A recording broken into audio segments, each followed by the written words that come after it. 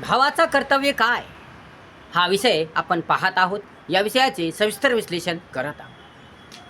भावाचं कर्तव्य काय हे आपण चांगल्या रीतीने समजून घेऊ. भाऊ हा मायाळू असला पाहिजे, दयाळू असला पाहिजे, प्रेमळ असला पाहिजे, चांगला असला पाहिजे, सुंदर विचारी असला पाहिजे, धैर्यशील असला पाहिजे, धाडशी असला पाहिजे. भावाने आपल्या बहिणीचं रक्षण केलं पाहिजे. भावाने आपल्या बहिणीला चांगल्या रीतीने समजून सांगलं पाहिजे. भावाने प्रत्येक गोष्ट आपल्या बहिणीला व्यवस्थितपणे पद्धतशीरपणे समजून सांगलं पाहिजे.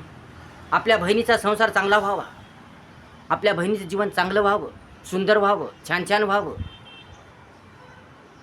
आपल्या बहिणीचा संसार रंगावा. तिला संसारात कोणत्या अडचणी येऊ नये, कोणता अडथळा येऊ नये. तिचा संसार सुखाचा व्हावा, चांगला व्हावा, दर्जेदार व्हावा, छान छान व्हावा. यासाठी भावाने बहिणीला चांगला सल्ला दिला पाहिजे, चांगलं समजून सांगलं पाहिजे, चांगल्या गोष्टी समजून सांगल्या पाहिजे. सर्व काही चांगल्या रीतीने समजून सांगलं पाहिजे, जेणेकरून तिचा संसार फुटू नये, तिच्या संसाराचा नाश होऊ नये, तिचा संसार तुटू नये, तिच्या संसारामध्ये अडथळे येऊ नये, अडचणी येऊ नये. यासाठी भावाने सतर्क राहिलं पाहिजे, सावधान राहिलं पाहिजे, चांगलं राहिलं पाहिजे. भावाने बहिणीची काळजी घेतली पाहिजे, केअर केली पाहिजे. भावाने बहिणीचा संसार मोडू नये, तर बहिणीचा संसार जोडावा. भावाने बहिणीचा संसार कसा सुंदर होईल, कसा व्यवस्थितपणे चालेल, कसा सुंदर होईल याचा प्रयत्न केला पाहिजे. भावाने बहिणीला व्यवस्थित राहा, पद्धतशीर राहा, पतीचं ऐक, पतीप्रमाणे राहा, आपल्या नवऱ्याचं ऐक, चांगला संसार कर. तुझं आता तेच घर आहे, तिथं चांगलं राहा, सर्वांशी चांगलं वाग, सासूशी सासऱ्याशी चांगलं वाग, नवऱ्याची काळजी घे, पतीची काळजी घे, पतीचं ऐक, पतीच्या माघारी कोणती गोष्ट करू नको, पतीच्या माघारी कोणताही निर्णय घेऊ नको. सर्वांसोबत चांगलं वाग, सर्वांसोबत प्रेमानं वाग, सर्वांना धरून चाल. कुणाचं काही ऐकू नको, कुणाचं ऐकून आपला संसार उद्ध्वस्त करू नको. काही अडचणी आल्या असतील, काही संकटे आले असतील, या काय समस्या आली असेल, काय बिकट परिस्थिती आली असेल, तर त्याला ॲडजस्ट करून घे, त्याला जुळून घे. भाऊजीला समजून घे.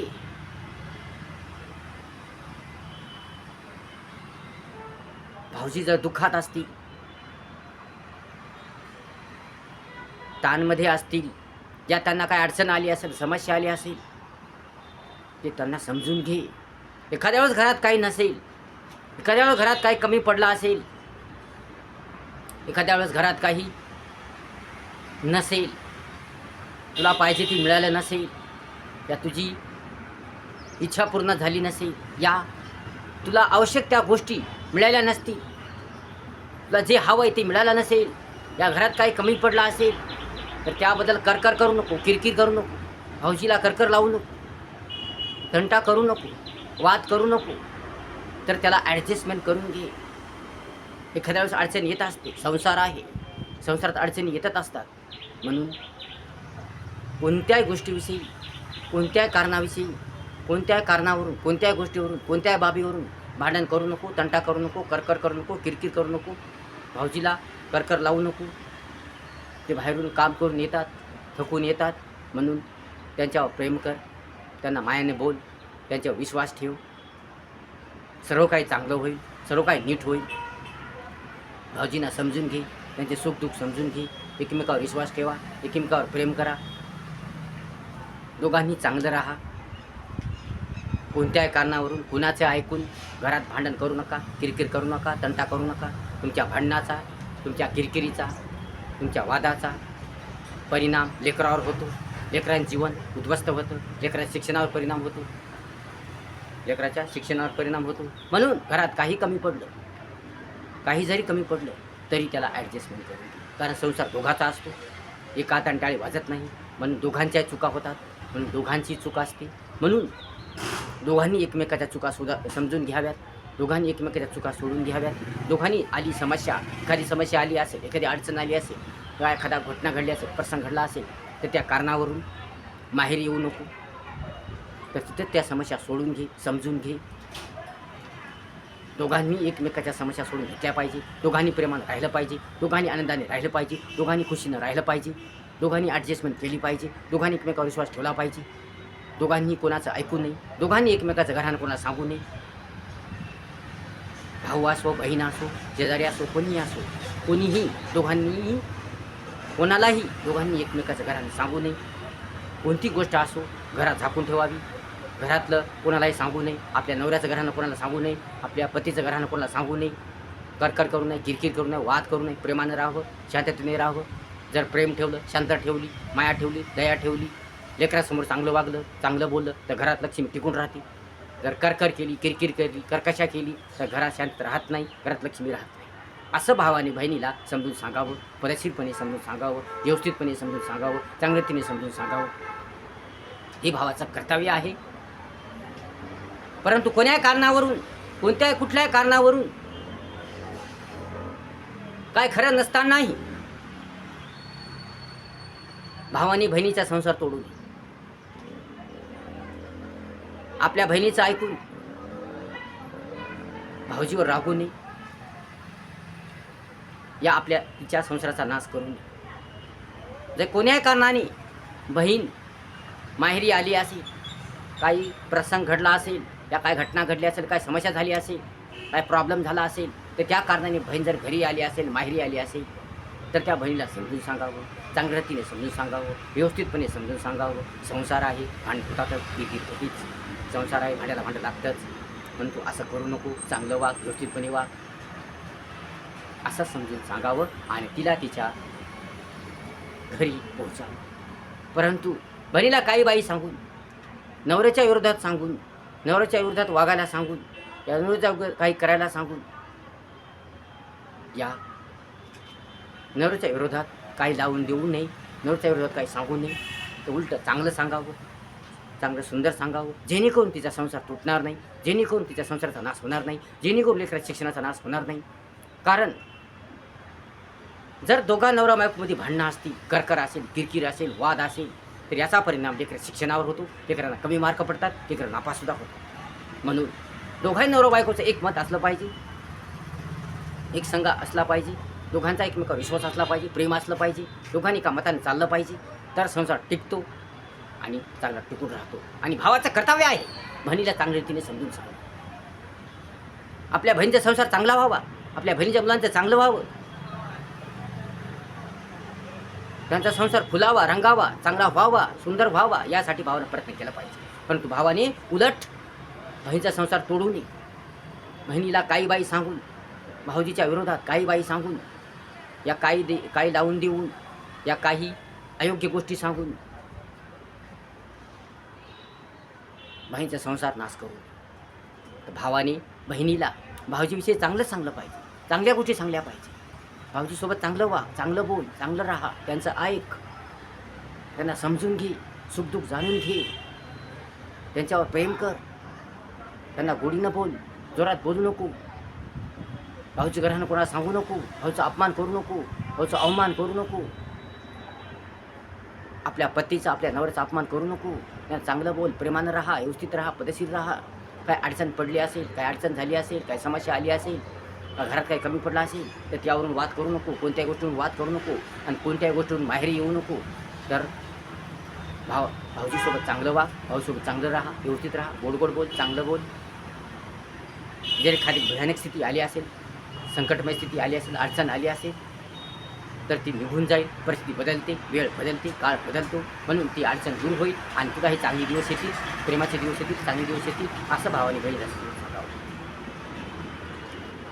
आणि जर भाऊजी जर दारू पित असतील, जर आपल्या बहिणीचा नवरा दारू पिता असेल, काय काम करीत नसेल, तर त्याला समजून सांगावं, त्याला चांगल्या भाषेत समजून सांगावं, चांगल्या रीतीने समजून सांगावं, त्याला व्यवस्थितपणे पद्धतशीरपणे समजून सांगावं. आणि जर तो सुधरत नसेल, काय ऐकत नसेल, काय समजत नसेल, ऐकून ह्याच्या तयारीत नसेल, तर त्याला एक दोनदा समजून सांगावं, चांगल्या रीतीने समजून सांगावं, जेणेकरून तो ऐकला पाहिजे. आपल्या बहिणीचा संसार मोडू नये यासाठी भरपूर प्रयत्न केले पाहिजे. आणि एकदा संसार मोडला की बहिणीचा वनवास होतो, एकदा संसार तुटला की बहिणीचा वनवास होतो, बहिणीच्या लेकराचा वनवास होतो.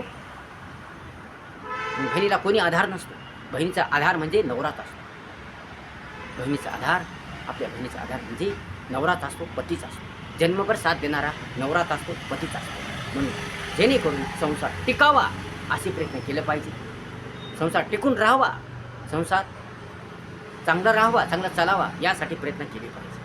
कोण्याही कारणावरून संसार तुटू नये, कोण्याही कारणावरून संसार मोडू नये यासाठी प्रयत्न केले पाहिजे. भावाने बहिणीला चांगलं समजून सांगलं पाहिजे, व्यवस्थित समजून सांगलं पाहिजे.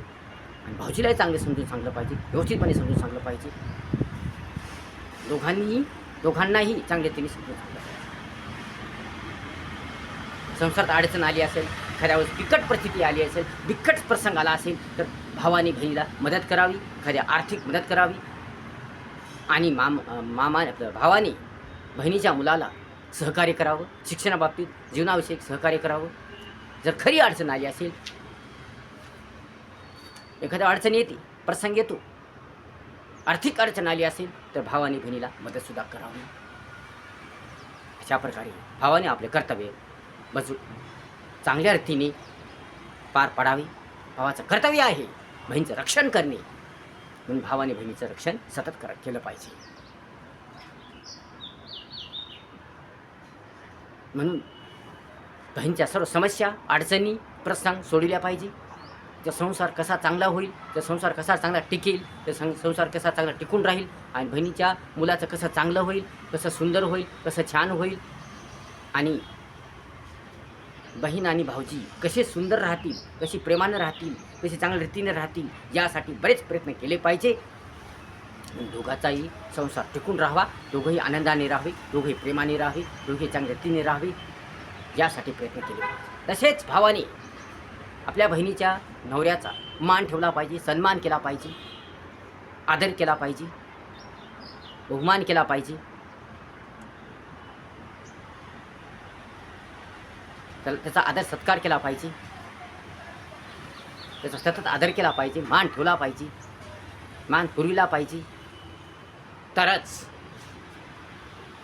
संसार टिकून राहील, आनंदात राहील. म्हणून प्रेम अशी गोष्ट आहे, प्रेमाने जग जिंकता येते. म्हणून प्रेम असेल, सत्यता असेल, एकता असेल, सुंदरता असेल, चांगले विचार असतील, सुंदर विचार असतील, विश्वास असेल, तर संसार टिकून राहतो, आनंदाने टिकून राहतो, व्यवस्थितपणे टिकून राहतो, चांगला राहतो. म्हणून भावाने बहीण आणि भाऊजी या दोघांना चांगल्या रीतीने समजून सांगून त्यांच्यामध्ये एक प्रेमाचं नातं जुळवावं. म्हणून भावाने बहिणीला चांगलं समजून सांगावं, व्यवस्थितपणे समजून सांगावं. हे भावाचं कर्तव्य आहे. व आर्थिक अडचणी आली असेल, काय आर्थिक प्रॉब्लेम आला असेल, कठीण समस्या आली असेल, तर भावाने बहिणीला मदत करावी, आर्थिक मदत करावी. आणि भावाने बहिणीलाही सहकार्य करावं, आणि आपल्या भाऊजीचाही मान ठेवावा, सन्मान करावा. आणि ज्या ज्या गोष्टी सन्मानाच्या असतात, मानाच्या असतात, त्या कराव्यात. तर दोघांमध्ये नातं प्रेमाचं राहतं, प्रेमाचं नातं टिकून राहतं, व्यवस्थित राहतं, पद्धतशीर राहतं. म्हणून भावाने दोघांसोबतही चांगलं वागायला पाहिजे, बोलायला पाहिजे, चांगलं राहायला पाहिजे. हेच भावाचं कर्तव्य आहे. भावानं आपल्या बहिणीचं रक्षण केलं पाहिजे, आपल्या भाचाभाचीचं रक्षण केलं पाहिजे, आपल्या भाचाभाचीला मदत केली पाहिजे, सहकार्य केलं पाहिजे, बहिणीला सहकार्य केलं पाहिजे. बहिणीचा संसार टिकून राहावा, चांगला राहावा, सतत फुलावा, रंगावा यासाठी भावानं प्रयत्न केले पाहिजे. व्हिडिओ जर आवडला असेल तर लाईक करा, शेअर करा, कमेंट्स करा, आणि आपल्या चॅनलला सबस्क्राईब करायला विसरू नका. धन्यवाद.